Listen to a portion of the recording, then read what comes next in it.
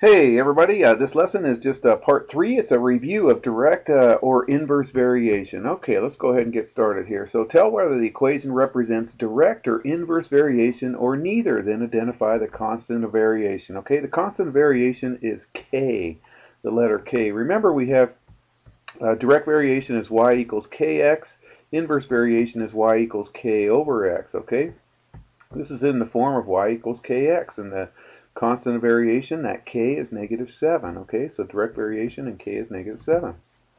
All right. Okay, here you guys. Now, notice both of these are in terms of y equals. So we're going to go ahead and solve for y, you guys. So let's multiply both sides by that x right there. And so when you multiply by both sides by x, you get that goes away. Y equals 9x. Again, that's in the form of y equal kx, so that's direct variation, and k is that 9 right there. Okay, easy. All right, how about this guy right here? X equals 11y. Okay, well, I like to have the y on the left-hand side when I'm solving for y, so I'm going to flip it around. That's called the symmetric property when it goes around the equal sign like that. Okay, and then so now we can divide both sides by 11, and we get y equals 1/11 x, and so again, it's direct variation where k is 1/11. Okay, how about this one right here? Xy equals 7. Again, to solve for y, we're going to divide both sides by x, and we get y equals 7 over x, all right? And then, so this is an inverse variation. It's y equals k over x. Well, k in this case is 7. Okay, so it's inverse variation. Okay, here, solve for y, so we'll just subtract 2x on both sides. This one's neither. It's in the form of y equals mx plus b.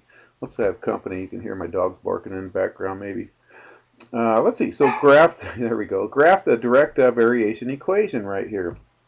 Okay, so this is like y equals mx. Let's put the plus b right there. It's like a plus 0 right there. So that's this guy right here. Okay, and then we're going to go use the slope up 2 to the right 1. So up 2 to the right 1. There we go. Up 2 to the right 1. Put that point right there. So it's at the point 1, 2. So we're going to graph that line. There it is right there. Okay, this one, let's get this in y equals mx form, or y equals kx, so divide both sides by 4. We get y equals 1/4 x, so go ahead and graph the 0, and then use the slope up 1 to the right 4. So that's at the point 4, 1, so connect them up right there. I know I go fast in these, you guys, but you guys can pause and rewind and all that stuff right here, okay? All right, let's try this one here. So this one's an inverse variation, so let's graph this one, okay? Remember we did a t-chart on this, you guys, and we plugged in these x values right here. Notice these x values are divisible by 4. I didn't choose 3 on here because 3, it gives me a fraction, you guys, right here. So if I plugged in -4 right there, 4 over -4 gets us -1. 4 over -2 is -2. 4 over -1 is -4. Any number over 0 is undefined, and when we plug these in, we get these blue guys right here. So here it is right there. Okay, so these red pairs are these guys right here, and these blue pairs are these guys right here, and it graphs that guy right there. Okay, if it was a -4, you guys, right there, -4 over x, then this red guy would be flipped up here, and it would be going like this. Okay, this would be like my reflection line right here. And this blue guy would have flipped down here. Again, that's if this was y equals -4 over x. Okay, but this one's y equals 4 over x. That gives us this graph right here.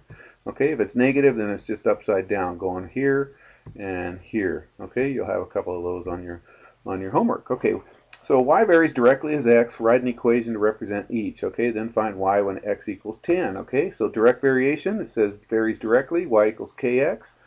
Okay, so here's number 1. We're going to plug this x in right here next to the k, and we're going to plug this y in right here next to the y and solve for k. Okay, so there it is right there. Divide both sides by 24. We get k equals 2. So the equation is y equals 2x. Okay, now this is a two-answer thing. It says write the equation. There's one answer.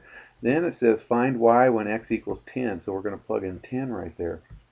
Okay, so 2 times 10 is 20. So it's a two answer. So one of them is the equation and one is what happens when it's 10. Okay, let's try it again with this one. Okay, y equals kx. It's direct variation. So y is 28, x is -7. Put them in their spots. Divide by -7. We get k equals -4. So y equals -4x. That's one answer. Then plug in 10 right there. So -4 times 10 is -40. Okay, two answers. All right, how about this one here?